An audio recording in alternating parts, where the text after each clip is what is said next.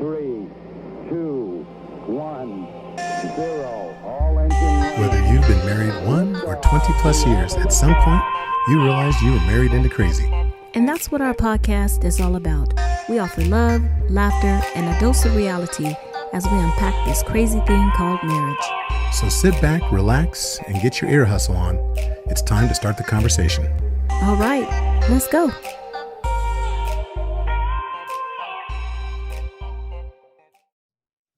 Hey, everybody. Welcome back to the Married into Crazy podcast with Snooks and Lovey. I'm Snooks. I'm Lovey. And this is episode 134. Thank you. I just want you all to know Lovey was being extra. He was just being extra. Yeah, because he stopped the thing. He's like, are you ready? Okay, you know what you're going to say? Well, if you guys remember, the last time we had a conversation, we were, Seriously? I want to make sure her I microphone hope was you on. all saw that on YouTube. Okay. No, I said I was going to, she said she wanted to do the introduction and the starting off. And I said, okay, next podcast, you got it. So I was giving it to her. Mm-hmm. But this just follows suit with what's been going on in our house all day since I've been home, actually. So I came home and I was sharing with my husband something that I got this email, whatever. And he was like, well, I'll call him back and I'll say blah, blah. I was like, okay, first of all, I never said I couldn't handle it. I was just sharing information. Then he got a little bit, I think he got a little tiffed, No, a little tiny bit. He seemed like he did, because he was like, well, you're telling me this and I'm trying to take it off your plate and I'm trying to fix it. And I'm like, but babe, I didn't ask you to fix it. And I appreciate the sentiment, but at the same time, I'm just sharing. Okay, so that was when I first got home. Then we were in the kitchen. What was I doing in the kitchen? cooking. He goes, I don't even remember what it was, but he goes, oh, I was making a shake. Oh. I was making a shake. And so the top wasn't going on correctly, and obviously I can feel that it wasn't on there. And he stands there, he goes, oh, you might want to, and I had to turn around and look at him. He was like, okay. And he walked away. I was like, you just can't help yourself, can you? Look, No, you can't. Don't it's okay. Talk to me about challenges if you don't want solutions. Oh my gosh. Okay. And unless I say, babe, I need you to do this, then you're just listening. I know our clients right now, the couples that we coach, are laughing their butts off right now. Mm-hmm. Because it's a real thing, guys. So go ahead. Go. Yeah, no, it's funny. You can present solutions all the time for other folks, but then you find yourself falling back in your old rascally ways. Is that what it is? Rascally? It's my rascally ways. Whatever. So funny. Anyway, so this is Snooks. He's Lovey. We're doing great today. Getting ready for the podcast. I just want to kind of I'm just writing shotgun, y'all. Go ahead. Oh, okay. So we talk about just blessings and things. Our daughter, as you guys know, Ashanti turned 21 last month. And so her best friend turned 21 over the weekend, and they surprised her with a trip to Vegas. So I'm nervous because she's never been to Vegas without me, and she's never been as an adult. So one night I wake up because I had to use the bathroom, and then it's just like the enemy knows when to just knock on your mind, because I did not go back to sleep that night because thinking about all the things that could go wrong. And I started panicking, and I was thinking, no, I don't really want her to go. And, but she just landed, touched down in Sac, and says she's on her way back. So I'm happy about that. She had a safe trip. They had a good time. So I'm just the praise report. She made it home safely. Well, the baby's got to get pushed out the nest, and they got to let him fly. She isn't right now. Got to let him fly. They could. What is that called? Glide. Whatever it is, he still push him out. It might be with a foot in the back or the rear end. I don't know. But I want to give a praise report too. Then. Oh, I didn't know it was. It's a competition. It is a competition. So my praise report. Well, my God. So my God did for me. What? No. It's like in church. Well, let me tell you what my God did. Wow. I'm just saying, nothing against all you church ladies. Wink, wink. Wow. Because only the church ladies say what my God can do. The fellas be trying to out preach each other. and the sisters be trying to out hat each other. But anyway, okay, cut it out. so no, I just want to give a praise report because I had a successful meeting, my very first meeting with a couple that I will be performing or presiding over their wedding. Ooh. So that was pretty exciting. It's a first for me. It's a first for Married into Crazy. Now I can really say when we say Married into Crazy, yeah, you're really gonna get married into crazy. No, because it's the couple asked me to preside over it and actually perform the nuptials and be the minister. So I went ahead and took care of what I needed to and was able to get the credentials. And so we sat this weekend and discussed their vows and going through the process of the ceremony and all of that. And it was a really good feeling. I thought I was going to be nervous, but I just feel like God just put it on my soul. Like, yeah, this is what God was like saying, this is what I do. You just need to follow my lead. Wait, you thought you were going to be nervous talking with them because this is a new arena. Like, because you always got you got it, babe. Well, thank you. See, you thought I was going to say something bad. I knew it was coming. Anyway. She was holding back. Anyway, so what we wanted to do is we got a letter that came in from a listener. And yeah, so we shotgun, stay in your lane anyway. Okay, I'm in my lane. No, I'm just playing. So we actually had a different topic that we wanted to talk about, but we did receive this letter last week, and I felt that I talked with Lovey and see if he's okay with it, and I think that we should kind of discuss. Just don't say her name. Well, it's okay. Just don't. Okay. Her name is no. So we got an email from an individual out of Chicago. And I'm gonna read the email to you. She says, 3 years ago, my husband told me he wanted a divorce because I spent too much time invested in my family and not enough time focusing on being his wife. He said I cared more about my mom and what others thought of over his feelings. Before I was married, I spent a lot of time hanging out with my family, and I guess it continued when I married. My husband wasn't very demanding and never stopped me from hanging out with my family, but there were times when he wanted me to come home or do things with him, and if I'm being honest, I guess I gave him a hard time. I was more concerned about how his demands made me look in their eyes. My cousins would make certain comments about me, how high I jump for my man, and I guess I took offense to that. You guys discussed how family interference played a part in the breakup or the breakdown in your marriage, and Lovey took ownership about his role. So my question for Lovey is, how were you able to make that change? Was it hard? Did your family give you a hard time? Unfortunately, my husband and I did divorce, and I am in a new relationship. But I worry that my new guy may feel the same way. I have I have cut back on how much time I spend with my family. However, they kind of give me the blues about it. He tells me he loves me and that he understands how family is, but I still don't want to mess this up. Any suggestions would be helpful. Thank you for all of your honesty and transparency. I love how you guys keep it all the way real. Blessings to you. Well, first off, Chicago, thank you for Chicago. taking the time to send that in. That was heartfelt and it was long. So, I mean, you really, Really? no, I mean, meaning that because sometimes it's like a couple of sentences or what have you, but no, I thought that was really good. And I'm not going to say I'm sorry about your divorce because, you sound like you've moved on and we, we don't pass judgment on anybody's path because everybody has different paths. But I will say that it is difficult when you're trying to balance your family.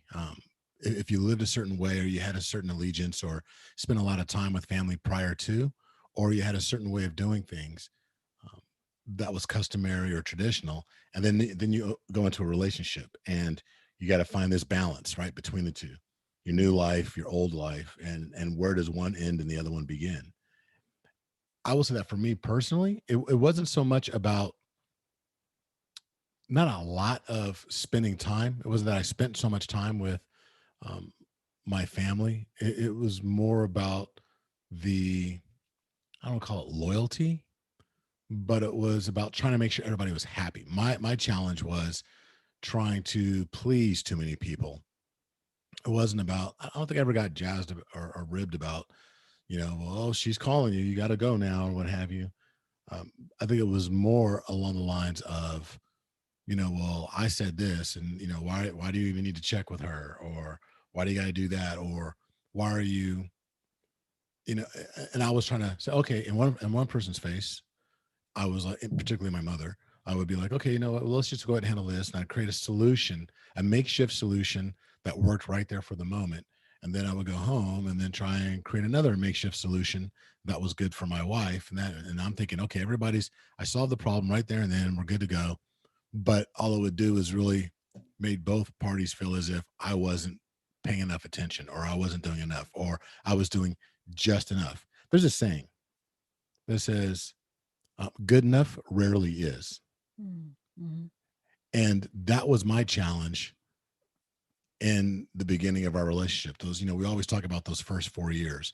If you're new to the podcast and you haven't heard our story in the past, and, first off, welcome. And if you find value, be sure to tell a friend. Go to Spotify or Apple Podcasts or wherever you're listening to it, and please give a review and increase the discoverability. But I will say this: that in the first 4 years, there was a lot of stuff that transpired, and Snooks asked for a divorce in year 4 at our anniversary dinner at Morton's. I will always bring that up because Yes, she you could have will. asked at Sizzler, but no, she asked at Morton's. And if you don't know Morton's, you need to look it up. First of all, no, go ahead. Right.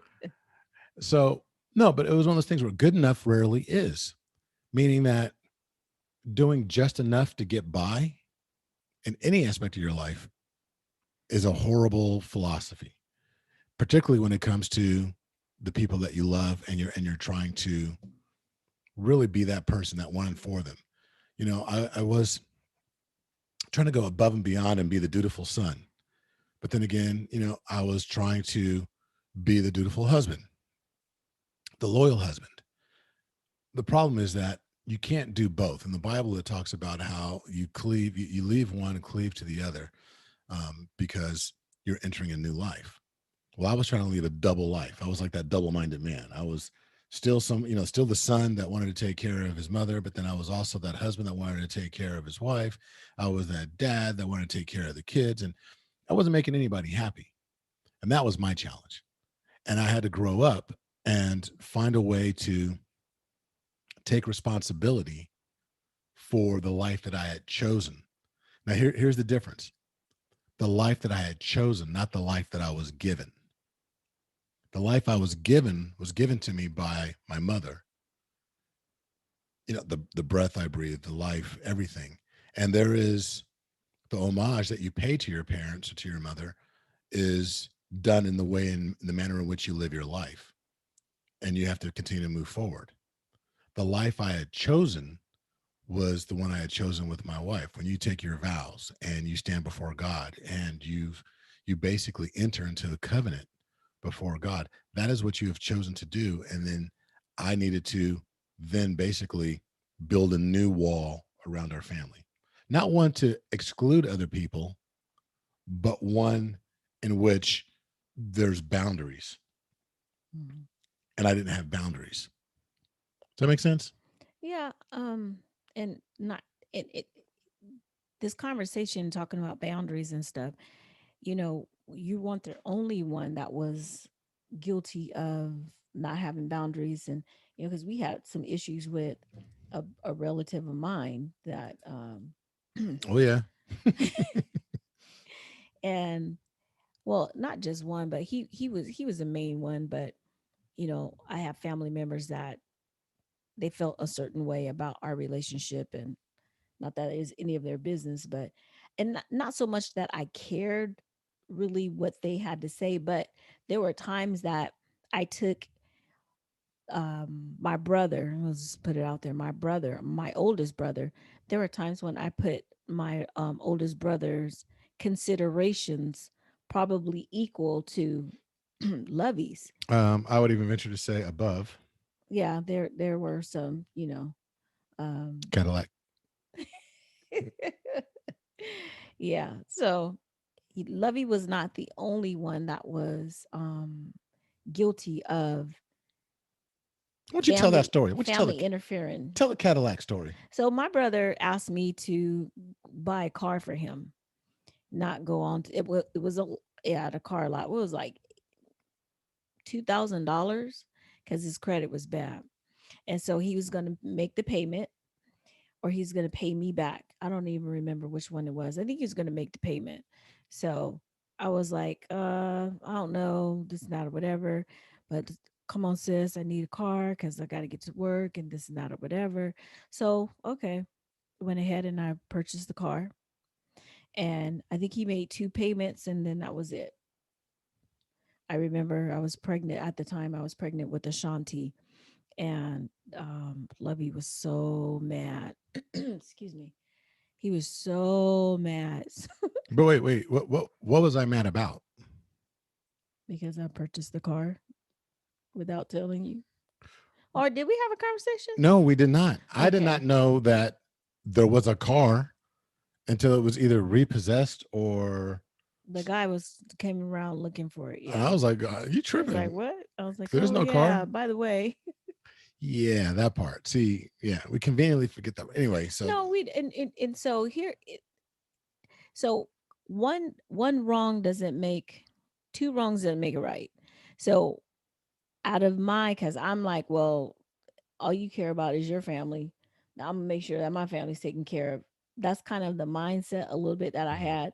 So it what is that? It breeds contempt, you know. familiarity breeds contempt. Yeah. And that kind of is how that I won't say that's the only thing how that played a part in it, I should say. I'm trying to get my words out.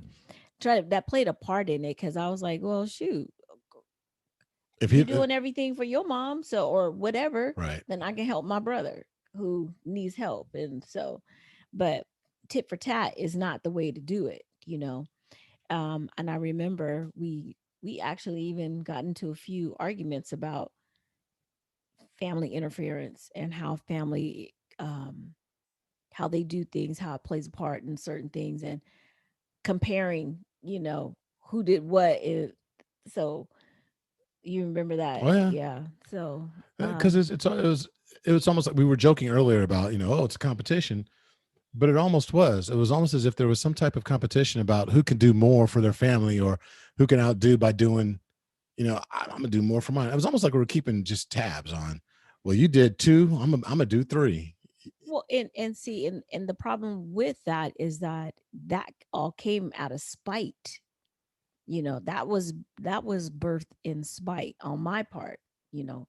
So I want to make it clear that Lovey was not the only one that was doing other things for that had interference from family. I mean, I had interference from family too, but I think ours it was indirectly more indirect, Right. you know. I agree. And there's always going to be a challenge. Look, there isn't a single relationship that doesn't go through conflict. And what we've talked about many times is that you know conflict is inevitable, but combat is It's optional. optional. Yes. And you just got to make sure you're not, the difference between conflict and combat. And these are some of the things that are going to keep continuously come up. We're going to keep talking about them because it just seems like, in our story at least, it's a common theme where we're balancing between conflict, combat. It's a matter of choice. We had rules of engagement. We didn't really sit there and fight each other, and yell and scream and call each other out their name, but there was still a price to be paid. Mhm. Yeah. Sometimes sometimes that silence it hurts, or it could cut a little bit deeper than the I'm yelling at you, or I'm saying, you know, I don't know about the calling me out my name part because Well, silence is a form of neglect as well. it is. It is. Silence and neglect are a form of abuse. Yeah, that's benign abuse if you think about it, you know. Look at you with the big words. I got a degree. I'm girl, you turn me on right now. Uh-oh, turn the camera off. No. No, but and that's so true because it's one of those things where we could tell you story after story after story. We want to tell some more of the story. We haven't told you everything that we've had to deal with as a part of the collateral damage and the different things that we've had to experience over time. And even now, there's another story, unfolding when we're looking at, my health, because, there's challenges with this bladder cancer. It's like, oh, it's cut out, it's gone. And now it's like, haha, maybe not. I might be back. I might be back, monsieur. So, and stop trying to be Lumiere. No, and we don't even know. So I have an appointment coming up for that. But it's always unfolding. And just like you and your relationship, it's always unfolding. Who you were 3 weeks ago is not who you are today. As much as you may feel like you are that individual, things have changed. Something has changed. The skin that you had then is completely changed. And your relationship will as well. So Chicago, I want you to know that the relationship you're in now is not the relationship you're in before. So you have a new man and you want to ensure that you don't repeat some of the same mistakes that you had in the past. Well, I commend you, because the challenge with many relationships is that we continue to make the same mistakes over and over and over again. And the fact that you're even, never mind the fact that you're reaching out to us, but just the fact that you want to make a change and you want to ensure, that means that this person that you're with is worth it for you. And I know the question was directed to Lovey, but one thing that I don't know, based on the information that you gave us, like, was there not confirmation, but a communication? What was the talk about? Like, we talked about family, or did you all talk about family, how close you are? What are your, like, some of the habits? Oh, I hang out with my cousins all the time, blah, blah, blah, whatever. There's I want to say a hierarchy. Well, there is a hierarchy, actually. The husband comes first. If we can go back to the scriptures.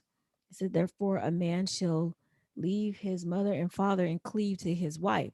So you got to be home for him to cleave to, though. You know what I mean? And we get so caught up with what the other people are thinking, what the other people have to say. The other people did not marry him. The other people are not in that relationship. And I understand the whole, if there's abuse and, oh, he's keeping you sequestered and, isolated, that kind of thing. But if that does not seem like that was the case. It was more about maybe trying to save face for the family, Right. because we never want to be, especially for us strong women, we never want to be perceived as weak. And anytime we're we're thought to be jumping to the tune of our husband or whatever, it's a perception of, oh, it's a weakness for us. But that's not necessarily the case. Well, men don't want to be perceived as being weak either. But I will say this. We're Let's not just, talking about y'all. No, I'm playing. I'm just going to keep it real. When it comes to marriages of color or people of color, I can speak specifically for the African American and Latino communities, because I'm African American, B, I grew up in a Latino I community. was like, you have Latino? You didn't tell me about it? No, but it was just like all my friends growing up. My network, my group are people of color as I grew up, the great majority, and our cousins are just as close as our siblings. Mm-hmm. So when your cousins are giving you a hard time, that's really, I mean, for all intents and purposes, your cousins are like, I mean, when I say they're like your cousin, we're not talking, oh, they're my play, in my play brother. Mm-hmm. Nah, cousins run thick as thieves, primarily in certain cultures. I'm not going to exclude anybody, because I have friends that are Filipino. They're the exact same way. Mm-hmm. Their cousins run deep. Mm-hmm. The Latinos, Hispanics, their cousins run deep. I know in the Black community, our cousins run thick as thieves, and so They're your first best friends. they really, they're your first best friends, and a lot of times cousins that help you fight your siblings. Mm-hmm. Right. Ooh, been there, done that. Yeah. And so, but I get it when you say, like, family, it's hard to break away from some of those bonds, because that bond is deeper than anything you have ever known until you said, I do. Mm. And so you're exchanging one bond for another, and you have to be willing and understand that it's time to. So I'm going to recommend this, Chicago, that you and your current beau, using these old words, Lord, today. that you and your current man get premarital counseling, premarital coaching. Now we do coaching, but it doesn't have to be us. It can be somebody that's there in Chicago. It could be somebody that you guys can go sit down and talk to. It can be us virtually. Feel free to reach out to us. But there needs to be premarital coaching to ensure that you both are talking about and are on the same page, that you're equally yoked as you enter this relationship. If you guys progress that far, if that is the goal, if you plan to get married again, if those are the thoughts, the feelings, the path you're on, then definitely reach out to someone and get that premarital coaching, because there's a variety of bonds that you are specifically working against now. There's a bond to the relationship that didn't make it, that was divorced, because when you wrote the way you wrote this, there's still a bit something. There's still something. There's a bit of Yeah. intimacy. There's a bit of regret. Mhm. There's which is rightfully so, but it's almost as if, the one I let get away, the one I messed up. Yeah. Not that those are your words. It's just I'm just kind of paraphrasing. I kind of felt that the tone of that too. It almost made me sad, but But the person you're with now deserves more than the remnants that are left because of that previous bond. Deserves more than the remnants left of the bond that you grew up with your family. Because truth be told, family's not going anywhere. right. So let me ask specifically, how were you able to, how did you make that change? Like, was it the fact that I was like, okay, I want a divorce? Was there an aha moment, or what was it that made you be like, maybe I need to reevaluate some things? All the above. Okay. But a big part of that is, and every person is going to be very different. If you think back to one of our very first conversations about how we grew up, On the podcast, or you and I? you and I, Okay. when we first met, talking about your mom and how you grew up, and I was talking about my mom and my dad and how I grew up. And one of the things that became very apparent to both of us was that we didn't want the relationships that our parents had. Mm-hmm. And at some point, it hit me that if I don't change, if I don't try, because I'm a fixer. You just complained earlier on that I'm a fixer. I try and fix everything. Yeah. But it became apparent to me that if I didn't, the only way to fix this was for me to change and ensure that I didn't become my father in the respect of relationships. Now, I love my dad. My dad is my hero. I'm over there. I see him every single week. I didn't see him this week, but I usually see him every single week. I'm his namesake. I'm a junior. So it's one of those things where he's everything to me. But I also recognize some of his failings, or where he fell short early in his life. And I didn't want to repeat some of those same mistakes. And so when you talked about divorce, it was a cold shower. It was like all of a sudden, it's like, whoa, I need to figure something out. There was anger, there was a whole gamut of emotions, but I knew that I had to do something. And like I told a client earlier today, no is a complete sentence. Absolutely. And I expanded on that a little bit. And I said, you know what? No is a complete sentence. And what you get to do is you get to pick the punctuation. You either get to put a period or an exclamation point at the end. I like that. The only punctuation you cannot put at the end of it is a question mark. It's got to be a period or an exclamation point. And I had to learn how to say no. And I had to learn which punctuation to put after it. No, early on. So that way it was just a period. Or did I let things escalate to the point where I had to put that exclamation point at the very end of it? But I had to adopt that word into my vocabulary and become fluid with using it.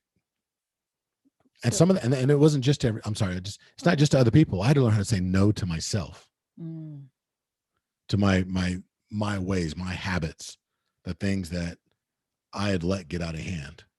I was going to ask you, was it hard? But I feel like when we well, you say you had to learn to say no to yourself. That's probably the hardest because you're so used to saying, okay, I'll do it. I know it's different for all different, every other family or whatever, but I always feel like that is the hardest, is to say no to self. And it's crazy because I grew up my whole life saying no to my mom. No, I ain't gonna do that. No, Getting popped. no. Yeah, getting popped, getting whipped. I moved out, before my senior year in high school, and lived with friends. And my friends and I, we paid rent, the whole 9 yards. We did a lot of stuff. I worked a job, went to school, didn't miss out on anything. But a lot of it was because I was so independent. It was like, no, no, no. But then for whatever reason, after going in the service, coming home, and then having my son, and then moving in with her to try and get on my feet, I became so dependent on her again that I had a hard time saying no. So one of the conversations that Lovey and I had, one of the, I want to say, our heated discussions, I feel like it was, you brought that up about how can you, basically almost saying, well, how can I ever say no, because she did all these things for you, she helped you out, and you know Right. that I think that was the thing that held you, not just the loyalty, or but I don't know if I want to say it was the guilt, because maybe you Not felt like guilt, more like obligation. obligation. So that was a big thing, because I was like, people help you because they want to help you, not because they expect something back. And it didn't, I feel like I was talking, it was on deaf ears. And I think one thing was, Lovey, knowing how I felt personally, I felt like you were like, oh, I'm sorry, I'm looking at him. I felt like you were thinking, well, and I won't say I felt like, but you were more like, oh, you're just saying that because you don't like her, or you're just saying that because, I felt that. you know, I did. I felt that on excuse more than me. one occasion. But it's funny, so as those of you that are listening, if you've listened long enough, you know that Snooks and I are kind of working our way through level 1, level 2 training with the Gottman couples therapy um, training, their method. But one of the things that John Gottman and Julie Gottman talk about, and they teach and educate about, is relationships that are built on a quid pro quo is a negative thing. Mm-hmm. And quid pro quo, it's funny, John Gottman makes a joke about it, but he says it's just, tit for tat. You do this for me, I do that for you. He goes, but of Mm-hmm. course you say quid pro quo because everything sounds better in Latin.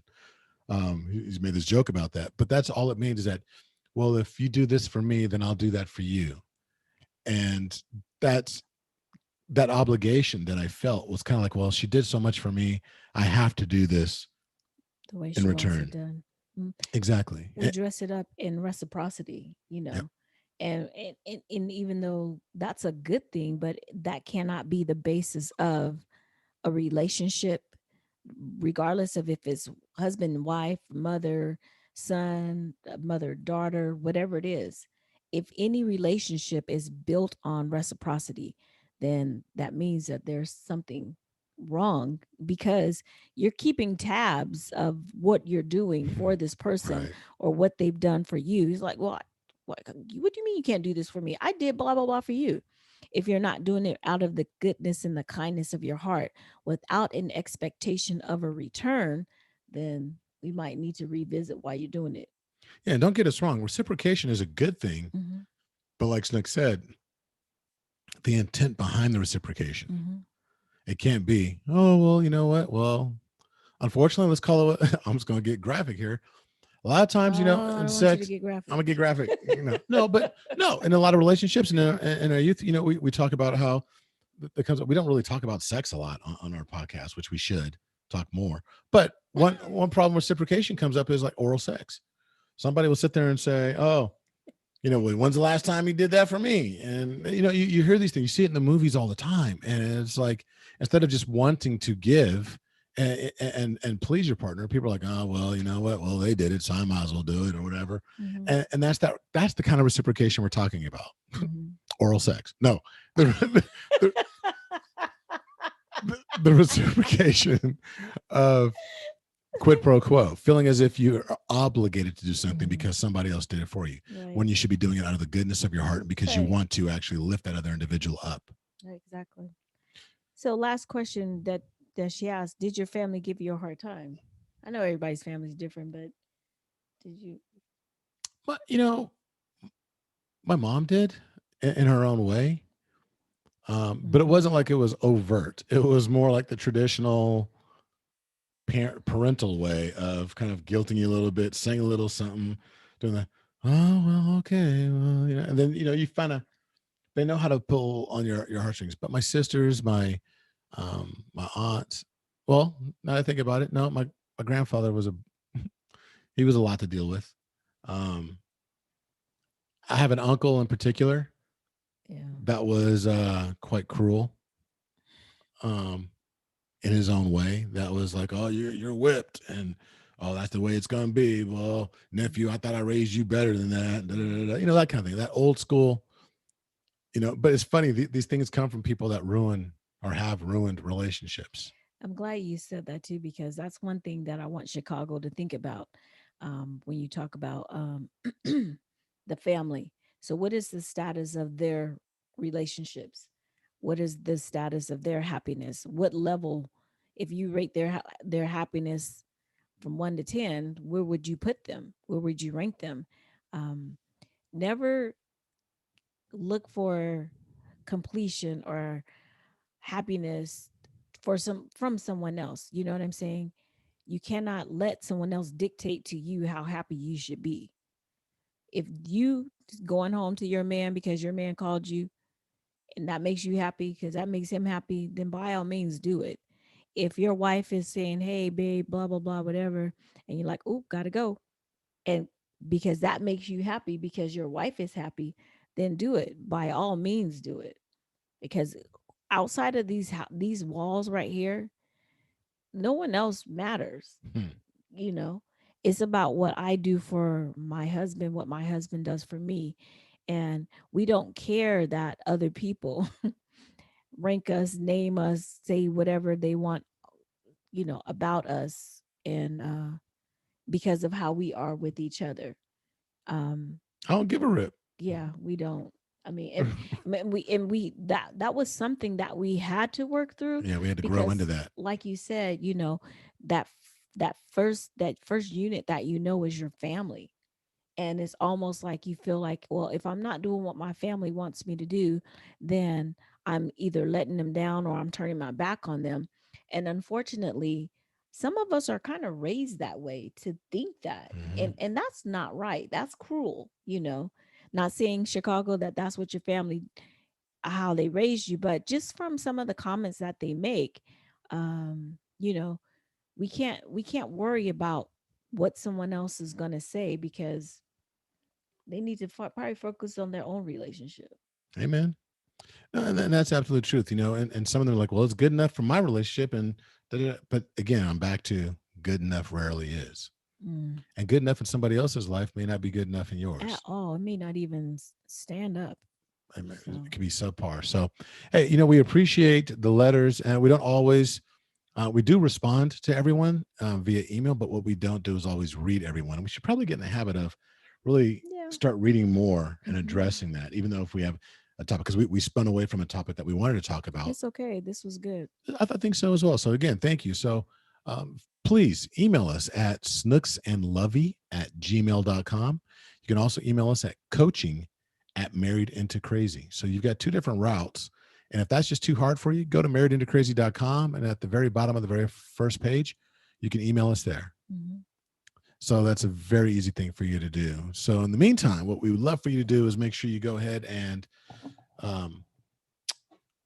let a friend know, tell your mama, tell your auntie, tell your cousin, His all them people favorite. that are trying to tell you what to do in your relationship. Yeah. You tell them what to do. Now, before we get to the I can, I'm going to make an Okay. announcement Okay. that for the next several months, we will not be holding the Married into Crazy Communication Workshop.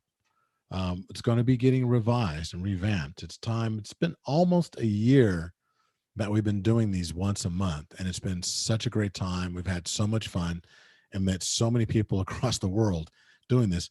but we also feel a need to make sure we keep it fresh and alive and worth coming back to every month. So we're probably going to be taking the next 2 to 3 months off to revise and take it to a whole other level for you. So there's some changes coming into Married into Crazy, and you're going to hopefully really enjoy them. So now we're going to actually pull from the I Can for couples. One for the she thinks she's slick. She took out all of them and put one in there for me specifically to read. So oddly enough, this one reads, I can massage my partner's feet.